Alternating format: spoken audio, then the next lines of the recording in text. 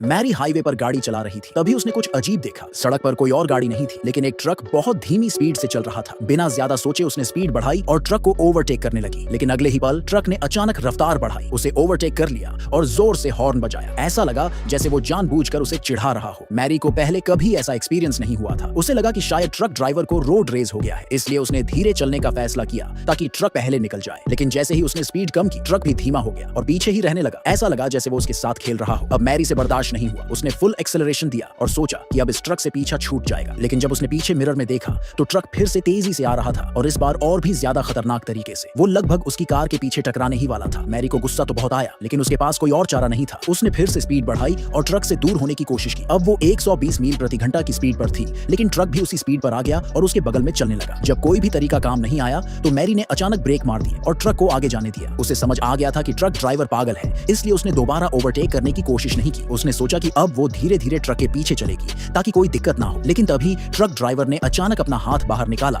और इशारा किया कि मैरी उसे ओवरटेक कर सकती है। मैरी इस अजीब हरकत से कंफ्यूज हो गई, लेकिन उसे अपनी बीमार मां के पास जल्दी पहुंचना था, इसलिए उसने दोबारा स्पीड बढ़ाई। मगर जैसे ही उसने ओवरटेक करने की कोशिश की, ट्रक ड्राइवर फिर से वही गेम खेलने लगा। जैसे ही मैरी तेज होती, वो भी तेज हो जाता और उसे रास्ता बदलने नहीं दे रहा था। तभी सामने से एक गाड़ी आ रही थी और अगर मैरी ने ब्रेक नहीं मारा होता तो बहुत बड़ा एक्सीडेंट हो सकता था। अब मैरी की हालत खराब हो गई थी। वो इतनी डर गई कि उसने तुरंत सड़क के किनारे गाड़ी रोक दी और फैसला किया कि जब तक ट्रक दूर नहीं हो जाता वो वहीं रुकी रहेगी। लेकिन उसने ट्रक ड्राइवर को बहुत हल्के में ले लिया था, क्योंकि आज उसने लगभग अपनी जान खो ही दी थी। करीब 10 मिनट बाद जब उसे लगा कि ट्रक दूर जा चुका होगा तो उसने फिर से ड्राइविंग शुरू की। लेकिन अब वो बहुत धीरे धीरे गाड़ी चला रही थी, सिर्फ इस डर से कि कहीं वो ट्रक फिर से न मिल जाए। करीब आधे घंटे तक गाड़ी चलाने के बाद उसने ट्रक को तो नहीं देखा, लेकिन एक एक्सीडेंट जरूर देखा। जब उसने पास जाकर देखा तो उसे महसूस हुआ कि पीड़ित कोई जान पहचान वाला था। बात करने पर पता चला कि उनकी बेटी का पिछली रात यहाँ एक्सीडेंट हुआ था, लेकिन पुलिस ने इसे ड्रिंक एंड ड्राइव केस बताया था, जबकि उनके हिसाब से उनकी बेटी शराब नहीं पीती थी। फिर भी एक्सीडेंट वाली जगह पर एक शराब की बोतल मिली थी, जिसे मानने में उनके पेरेंट्स को दिक्कत हो रही थी। मैरी को यह सुनकर अजीब सा लगा। उसने आज जिस ट्रक को देखा था